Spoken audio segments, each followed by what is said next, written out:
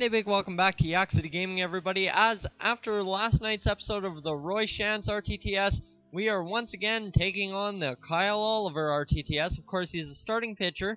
He's pitching for the Central region right now in the Tops Amateur Showcase. So this is Game 3 for him to finally prove what he's got. You see, he wants to be a left-handed specialist up in the majors, and he's allowing lefties to bat .333 off him. That's not going to get him anywhere right now. As you'll see, the leadoff hitter for the international region is a left-hander. So that is a good sign. Maybe he can get something going and strike this guy out possibly with some good pitches here. As you see, he's going to throw that two-seam out, and it'll actually end up over the plate. And that'll be right up the gut for a hit to start off the game. So once more, lefties just hitting Oliver hard. Well, not really hard, but you understand where I'm going with that. As they are pounding him a lot more than righties are. And you'll see Oliver now firing in on this right-hander, the second batter for the international region. He'll drop in that curveball, and that'll be high, deep, and foul. So lucky there for Oliver not to be taking yard for a two-run shot. That would have very much so unimpressed the scouts there. And now he's going for the strikeout, and indeed he'll grab it. As on the two-seamer running away from the right-handed batter, he gets that strikeout, and now he'll throw a fastball. And I don't know if you guys are seeing this, but see the dip on that four-seam fastball? I'm not sure. I've never noticed that with any other pitcher I've ever used, but just the stance or something from Oliver, that ball dips after it comes out of his hand.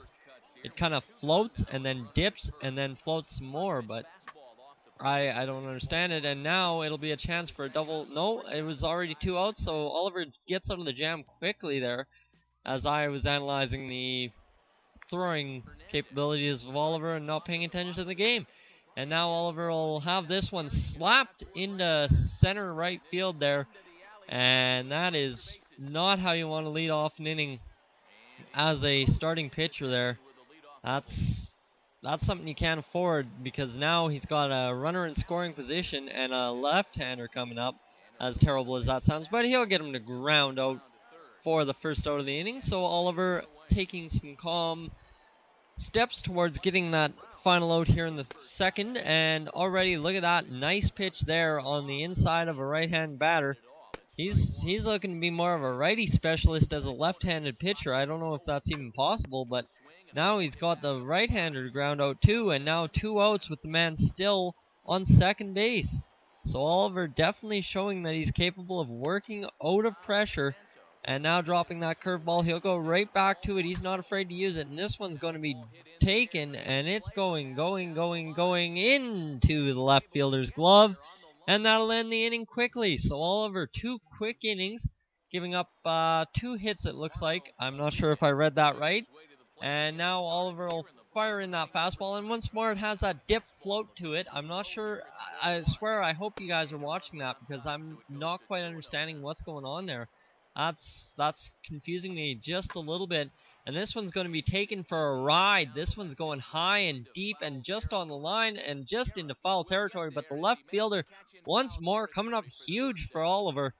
And that'll be another out here in the bottom of the third. And now Oliver fires in a first pitch strike to start off the left-handed batter. So never a bad approach, as now that curveball kind of sinks a little bit too low. And that'll be a ball. Oliver now fires a ball for making the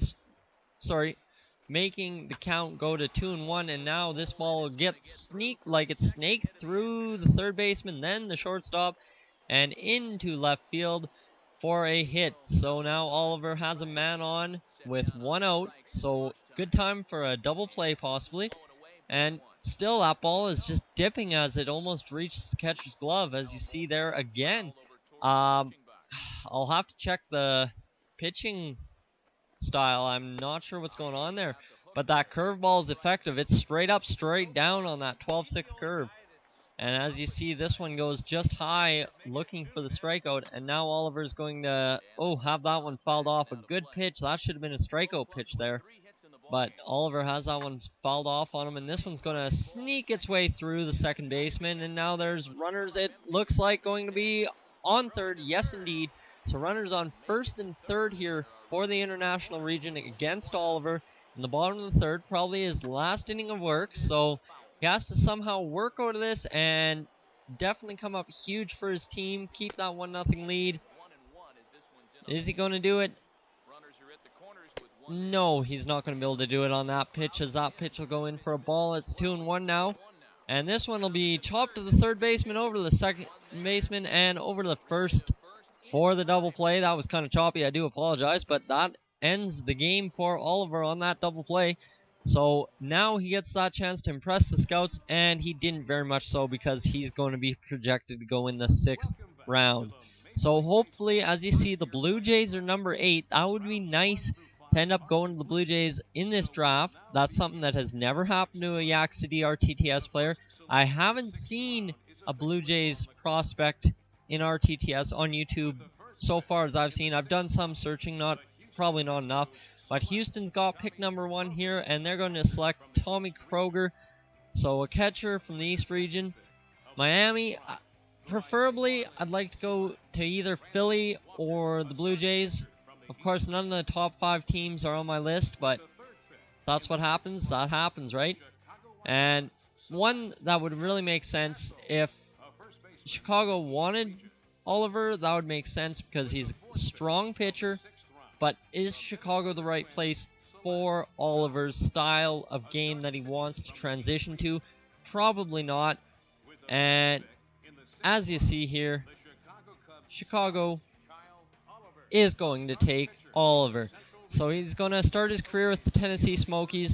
That's a little bit unfortunate because the Blue Jays could have used Oliver in a lot more of a setup kind of bullpen role, but instead Oliver ends up with the Chicago Cubs, so that might affect his journey into the major leagues quite a bit. A rebuilding team for how many ever years now, but as well, the other issue being he's the worst pitcher on the team, starting pitcher that is, and the other part being he might need to be a starting pitcher. So this may affect the outcome of the overall RTTS series.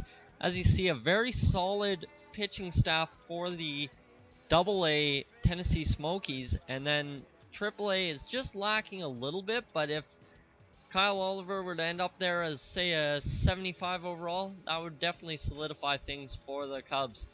So Oliver on the first page of the bottom feeders of the Cubs organization, you see a deep potential, so a little bit of a curse, I guess you could say, from Roy Shantz.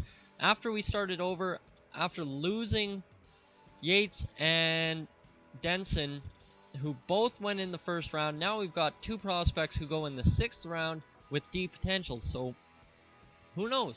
But as you see, Starlin Castro is one of the best players on the team positionally, and then Jeff Samardzija is another trade target, so please subscribe, watch the last episode, and as always, so long from Yak City.